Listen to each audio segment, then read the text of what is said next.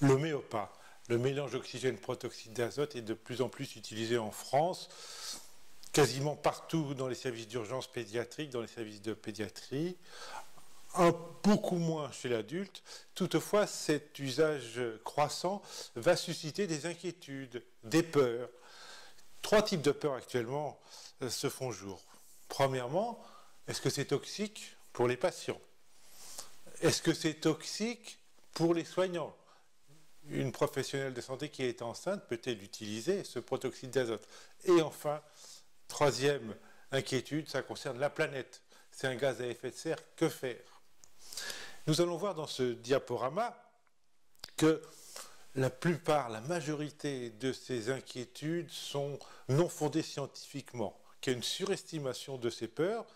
Et il serait tout à fait dommage que le méopa, qui est vraiment le produit de référence dans sa simplicité, dans son efficacité, soit sous-utilisé à cause de peurs et de craintes infondées.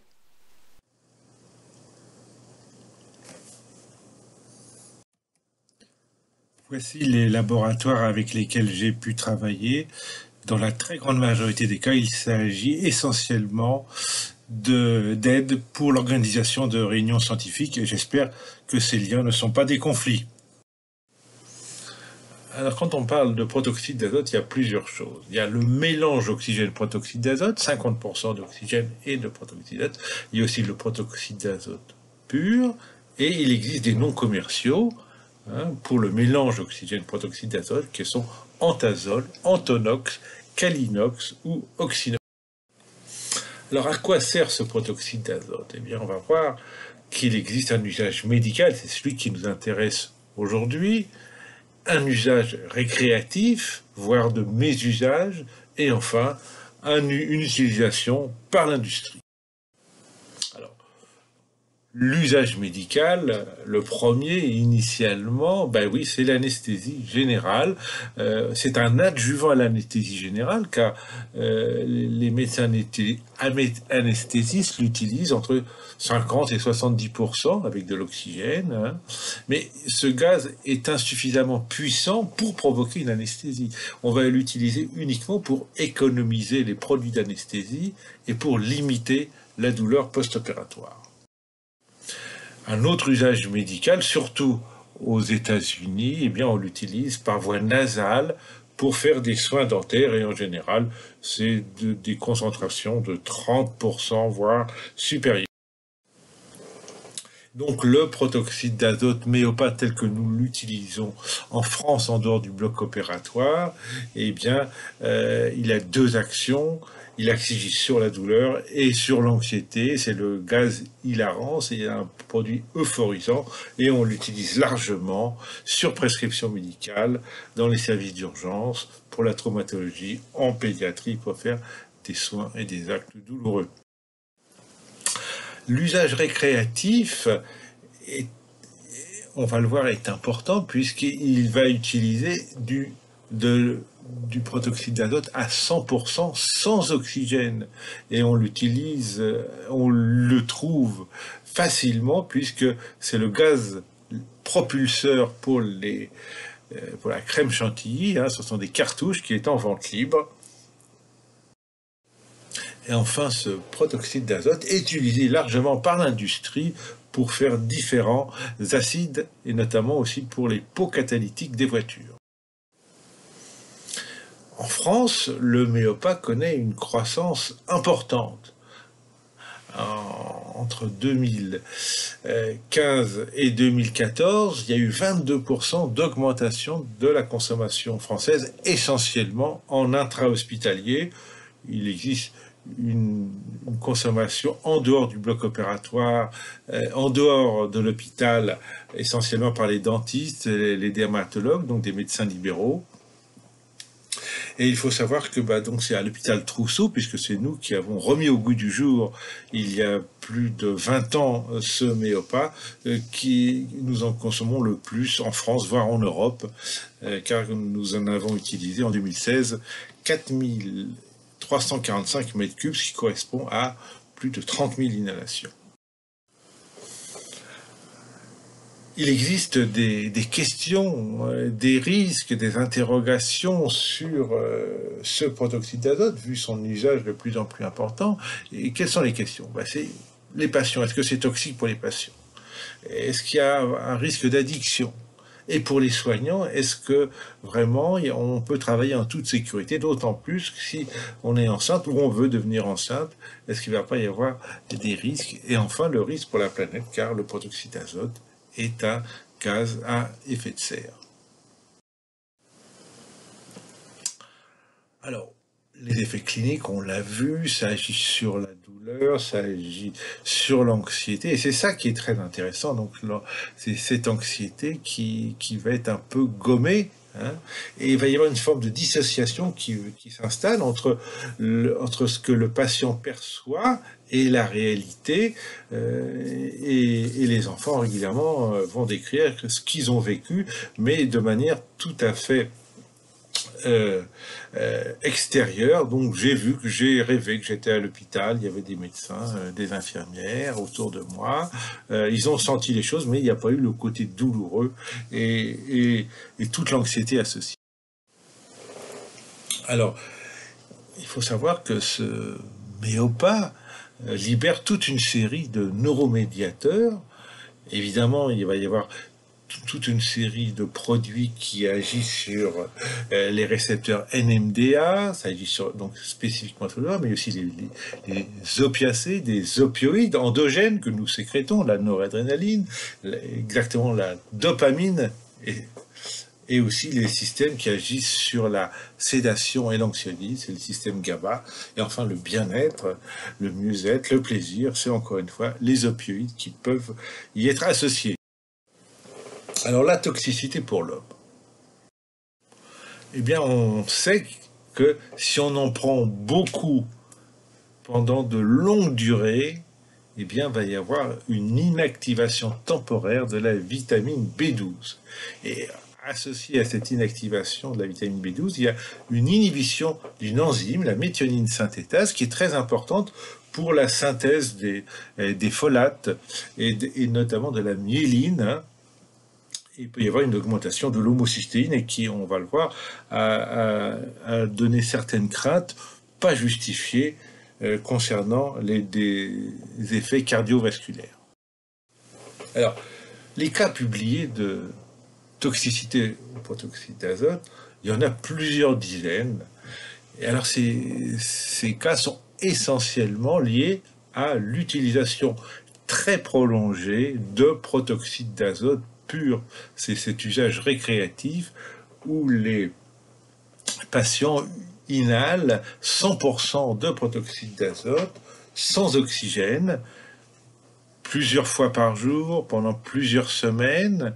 Et il faut savoir que les taux inhalés de protoxyde d'azote sont plus de 10 000 fois supérieurs à celui que nous soignants, pouvons inhaler quand on est à côté du patient qui inhale du méopa.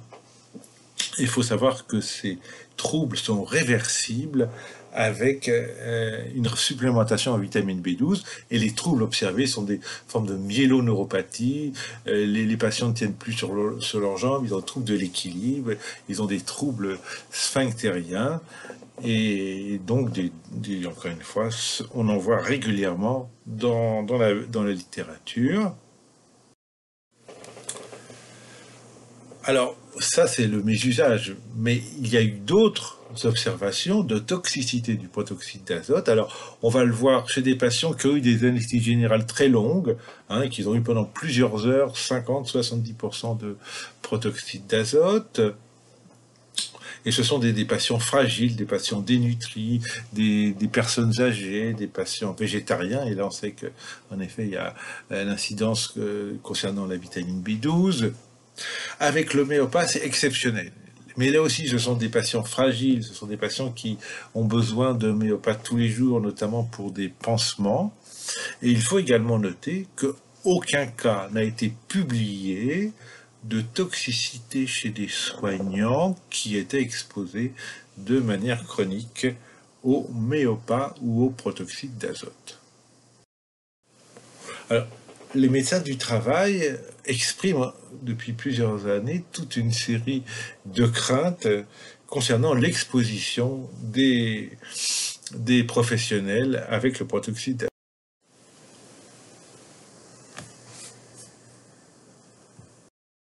Pour connaître l'exposition au protoxyde d'azote, on a besoin de deux types de données, la quantité et la durée. Et on sait que la durée est essentielle parce que on sait que chez le rat, il faut un minimum de temps pour qu'il y ait des transformations, un effet sur la méthionine synthétase et sur la vitamine B12. Alors, pour la quantité, il faut savoir qu'on est dans l'ordre de très très très faibles quantités. On va utiliser les ppm, particules par million. À forte concentration, on sait que quand on inhale du protoxyde d'azote pur, eh bien on inhale 1 million de ppm. Quand on inhale du méopa, donc 50% de protoxyde d'azote, on inhale 500 000 ppm. Mais quand on veut savoir pour ces quantités infimes, il faut savoir que, vous voyez, quand on inhale 1% de protoxyde d'azote, on inhale 1000 ppm. Quand on inhale 0,025% de protoxyde d'azote, on est à 25 ppm. On va voir qui est le seuil qui est utilisé en France. Pour vous donner un ordre de grandeur, le CO2, qui est quand même un gaz pas très sympathique à respirer, eh bien on en inhale tous les jours entre 400 et 700 ppm selon que l'on soit en ville ou à la campagne. Donc là, vous voyez un peu ce ratio. Hein. Quand le garçon qui a une PL inhale son myopa, donc c'est bien les 500 000 ppm, et on voit que ces jeunes qui l'utilisent à 100%, ils en inhalent 1 million de ppm, alors que le soignant, vous voyez, qui est à côté de l'enfant, va en utiliser selon les circuits de récupération des gaz ou pas, entre 10 voire 1500 ppm. Mais vous voyez, on est vraiment dans un ordre de grandeur très très très différent. Alors, en France, on parle de valeur limite d'exposition professionnelle. Donc, c'est l'Institut national de recherche sur la santé, donc, qui collige toutes ces données. Alors, il y a un problème en France, parce qu'en effet, on va parler du seuil d'exposition qui est à 25 ppm. Et ça date de 1985, une circulaire du 10 octobre. Mais quand on regarde le texte, on s'aperçoit qu'il s'agit de propositions concernant la pollution par les gaz dans les salles d'opération. Donc on ne sait pas si, alors que dans tous les autres pays, ces taux de 25, de 50 ppm, ces seuils, sont des doses cumulatives sur 8 heures. En France, personne ne l'a indiqué.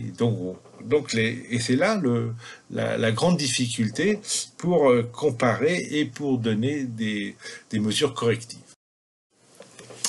Et il n'y a aucun consensus.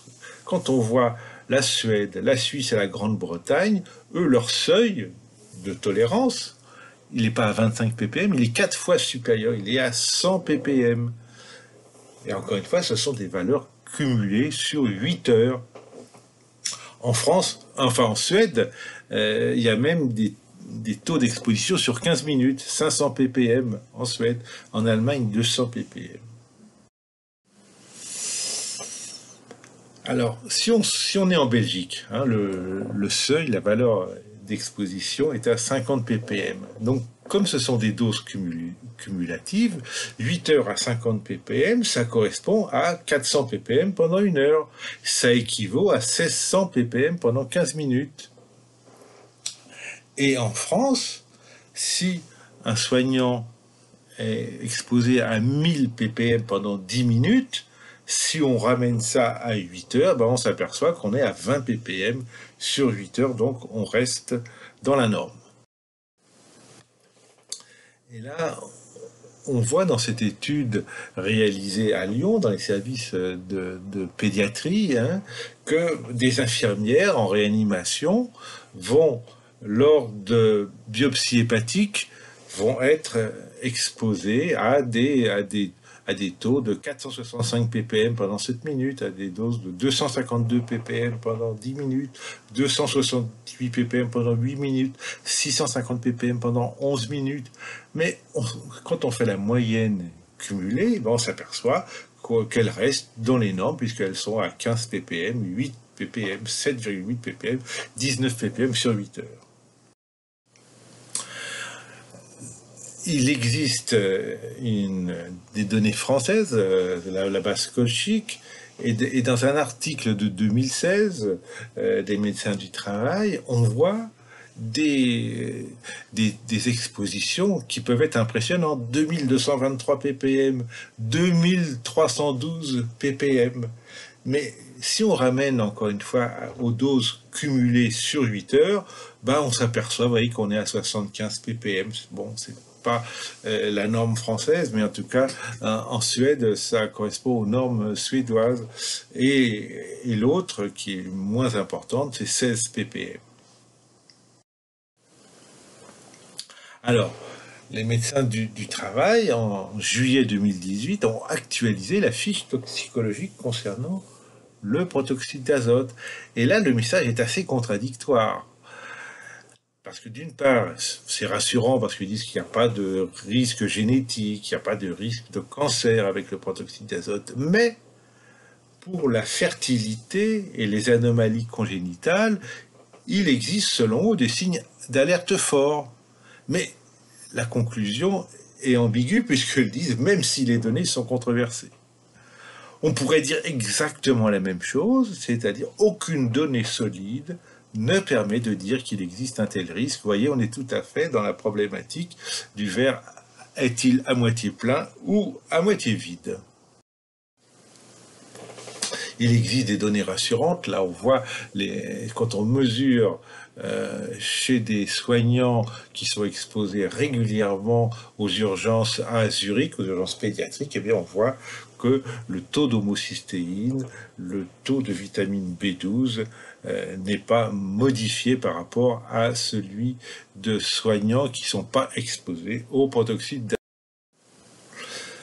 Il y a aussi des anciennes études de 91 en Suède qui montraient bien que des mamans, des femmes enceintes dans le premier trimestre, donc c'est là que c'est le plus fragile, hein, eh bien, sont exposées à des taux importants de protoxyde d'azote, au moins de 500 000 ppm, si elles ont 50% de protoxyde d'azote, lors d'une anesthésie générale, parce qu'elles avaient besoin d'être endormies pour une fracture, pour un panari. Eh bien, on a bien pu montrer qu'il n'y avait pas plus de malformations, de problèmes chez les enfants dont les mamans avaient été exposées à ces grandes concentrations de protoxyde d'azote. Quand on voit les données actuelles de l'Agence nationale de la sécurité du médicament, et ça c'est en mars 2018, et on voit bien que le méopa, le protoxyde d'azote, n'est pas contre-indiqué chez la femme enceinte. Et là aussi, donc, ce sont à partir des données qui ont été colligées et actualisées. Alors, les médecins anesthésistes ont aussi des craintes, mais ce ne sont pas celles que l'on imagine, car c'est vrai que depuis 5-10 ans, le taux d'utilisation du protoxyde d'azote dans les salles d'opération diminue largement. Mais il ne s'agit pas d'une dangerosité pour les patients, mais il s'agit d'une dangerosité pour la planète qui les soucie. La question, c'est est-ce que le protoxyde d'azote est, entre guillemets, dangereux pour les patients? La réponse, c'est non, bien sûr. Le protoxyde d'azote a été utilisé pendant des années de façon routinière chez des millions de patients. C'est un agent qui était tout à fait maniable, qui était dans la routine quotidienne des médecins anesthésistes.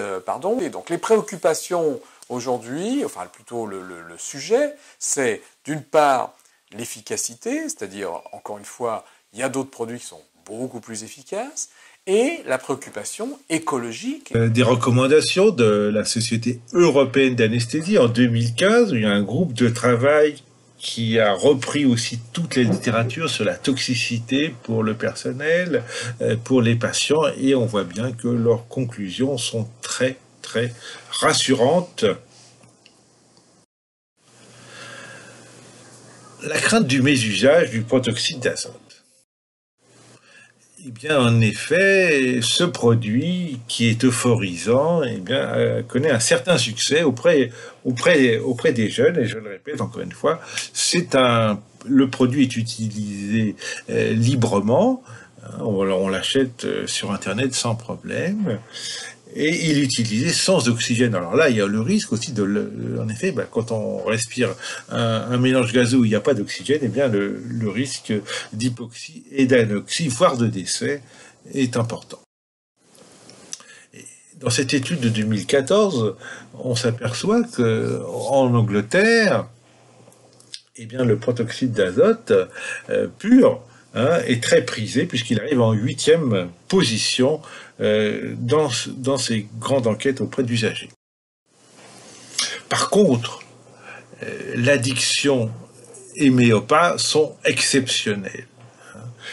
Et ils concernent essentiellement des patients qui en ont besoin tous les jours parce qu'ils ont des pansements et que c'est très difficile de s'en passer parce que en effet les soins se déroulent très mal et c'est quasiment impossible de les réaliser sans protoxyde d'azote.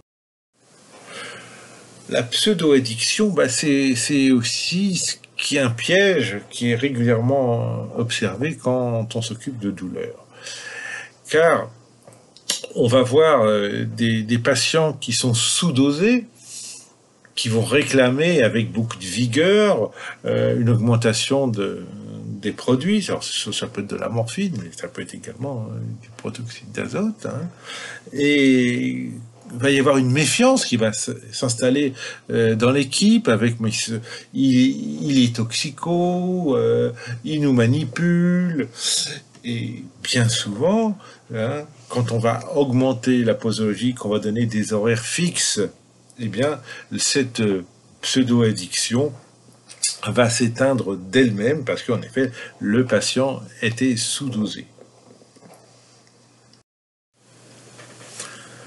Alors, il existe toutefois des populations à risque. Et on sait que certains adolescents qui ont des maladies chroniques qui sont douloureuses et des douleurs qui sont mal contrôlées par les morphiniques puissants, le Méopa parfois est souvent le produit qui les soulage bien, qui va les apaiser. Et il existe en effet, dans le cas de la drépanocytose, ce type de questionnement. Il y a une enquête qui est actuellement en cours par le service de pharmacovigilance de Nantes, l'enquête FEDRE, qui devrait nous donner des résultats prochainement. En pratique, souvent ces surconsommations problématiques, quand on discute avec les équipes, on s'aperçoit qu'il y a souvent une surestimation. Et quand on gratte un peu, quand on s'inquiète de ce qui se passe, on s'aperçoit que souvent il y a du mal-être, que ces enfants, que ces adolescents, en effet, qui ont souvent des vies pas très faciles, quand ils ont des maladies chroniques, qui sont souvent hospitalisés, qui sont déscolarisés, eh bien, en effet, leur vie est compliquée et pas simple. Et on s'en sort en général en mettant des plages définies, des prescriptions de Méopa de 10 minutes, plusieurs fois sur 24 heures, et surtout sans essayer rechercher les éléments psychosociaux qui ont généré ce mal-être et cette surconsommation. Enfin, le dernier risque, c'est le risque pour la planète, car le protoxyde d'azote est un gaz à effet de serre. Parmi les gaz à effet de serre, le premier, c'est le CO2, 82% des gaz à effet de serre, c'est du CO2. Après, il vient le méthane, 9%. Donc c'est essentiellement l'agriculture, les bovins. Et enfin, en troisième position, pour 5%, c'est le protoxyde d'azote. Alors ces 5% de protoxyde d'azote, comment se décomposent-ils dans leur origine? Eh bien, il faut rappeler que la première origine du protoxyde d'azote émis sur Terre, eh bien, c'est l'agriculture. Ce sont les engrais azotés, ce sont les déjections des bovins et des porcins, donc c'est très important. Après, il y a l'énergie. Après, il y a l'industrie chimique. Après, il y a les solvants. Et finalement, le protoxyde d'azote médical, c'est moins de 0,1% des émissions totales. Et donc, ça, c'est très important à rappeler. Donc, c'est infime la proportion du protoxyde d'azote qui est liée à l'utilisation médicale. Mais ça ne veut pas dire qu'il faut baisser les bras. En effet, il y a toute une série de moyens qui vont nous permettre de limiter ces émissions. C'est notre devoir d'évaluer la douleur et de la traiter. Et bien quand on l'évalue et quand on la traite, c'est soit des comprimés par la bouche, soit une perfusion globalement. Et entre les deux, il n'y a rien, si ce n'est le méopa. Donc en termes d'alternatives thérapeutiques, moi dans plein de situations d'urgence, je vous prenais l'exemple d'un motard et c'est quotidien pour lequel il faut réaligner une jambe, ça peut être mettre une voie veineuse, ça peut être des gestes d'une luxation d'épaule qu'il va falloir réduire. J'ai pas d'alternative. Si l'alternative, ça va être de mettre une perfusion. Perfusion que je ne pourrais pas toujours mettre, perfusion qui est une iatrogénie, qui peut avoir des effets secondaires. On sait que la perfusion, c'est pas anodin d'aller mettre un cathéter à l'intérieur d'une veine, alors que là on a un produit qui est non invasif, qui est efficace, non invasif, avec un minimum de risque. Donc globalement en termes de bénéfice, risque encore une fois, ça penche largement du côté du bénéfice. Et d'autant que j'ai pas d'alternative, moi aux urgences ou moi dans le camion du SAMU. Il y a quelques années, le médecin du travail s'est inquiété du risque d'exposition au protoxyde d'azote, donc au méopa, pour les personnels qui étaient exposés régulièrement. Et il a constaté que plusieurs années auparavant, des dosages avaient été réalisés ici à Saint-Joseph à la demande de la CRAMIF, et que ces dosages montraient des résultats qui pouvaient être inquiétants parce qu'ils étaient largement supérieurs à ce qui était au seuil imposé par l'INRS. Donc on a décidé de mettre en place des mesures qui permettaient de diminuer ces taux d'exposition. Et donc on a travaillé tout à fait en collaboration avec le médecin du travail et on a un ergonome qui est responsable des risques professionnels. On a travaillé tous les trois pour, entre autres, mettre en place la valve à la demande, dont on s'était dit qu'elle pouvait diminuer l'exposition des patients, puisqu'elle permet d'évacuer les gaz expirés à distance du patient et du personnel. Et donc, on a réalisé des tests dans différentes situations, avec ou sans la valve à la demande, avec des fenêtres qui pouvaient ouvrir sur l'extérieur ou qui restaient condamnées, et dans des salles de consultation, des box comme ici aux urgences où vous voyez que c'est condamné, et dans des chambres d'hospitalisation. Et on a pu montrer, en comparant les différentes situations, qu'avec la valve à la demande, l'utilisation du tuyau d'évacuation des gaz expirés lorsqu'il était mis à distance du personnel, on pouvait nettement diminuer les taux d'exposition et qu'on atteignait des seuils qui étaient quasiment indétectables et qui en tout cas restaient bien inférieurs au seuil de l'INRS. D'utilisation, il n'y a pas de risque pour la fertilité, pour les grossesses.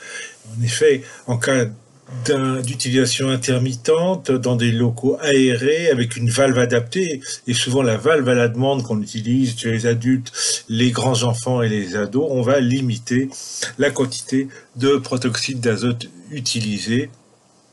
Et de la même manière, un simple tuyau de récupération des gaz qu'on met sur la valve au niveau expiratoire, et ce tuyau va être mis à la fenêtre ou dans le couloir, va permettre aussi de limiter l'exposition des personnels. Finalement, les véritables risques de l'exposition au protoxyde d'azote sont liés à des expositions à des concentrations très élevées, plus de 10 000 fois supérieures à celles que les soignants peuvent inhaler, et ce pendant de très longues durées, pendant des heures et quotidiennement. On a vu que des mesures simples existent pour limiter l'exposition des personnels.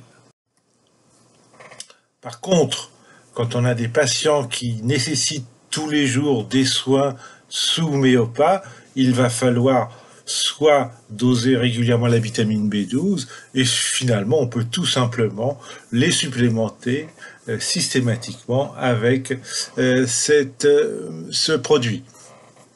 Quand on est confronté à un patient qui a une appétence pour le méopa, eh bien en effet il faut avoir en tête qu'il y a bien souvent des phénomènes psychosociaux qui sont sous-jacents, il va falloir les rechercher.